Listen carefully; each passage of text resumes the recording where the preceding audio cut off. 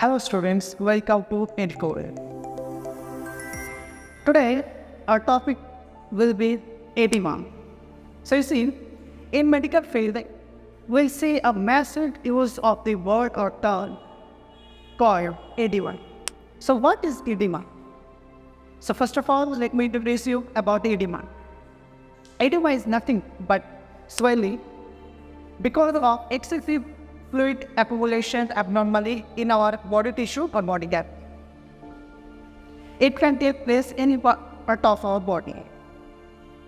Especially organs that can be affected by edema easily is subcutaneous tissue, lung and brain. And most probably we see this edema in the extremities. It can be hands or it can be legs. Now we start to define edema.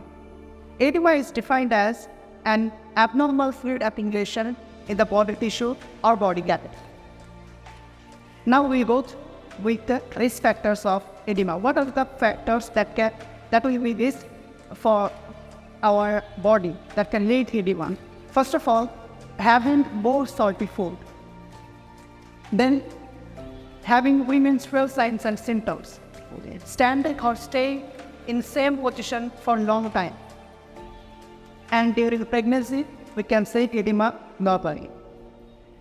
Next, we'll discuss about the etiology. That means what are the reasons that can lead edema in our body.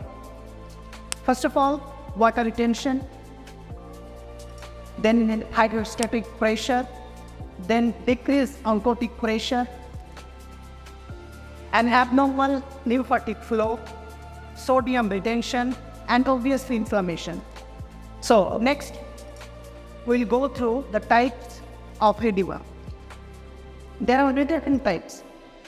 One is localized edema, and second one is generalized edema. More than this, there are minor types of edema. There are the peripheral edema, pulmonary edema.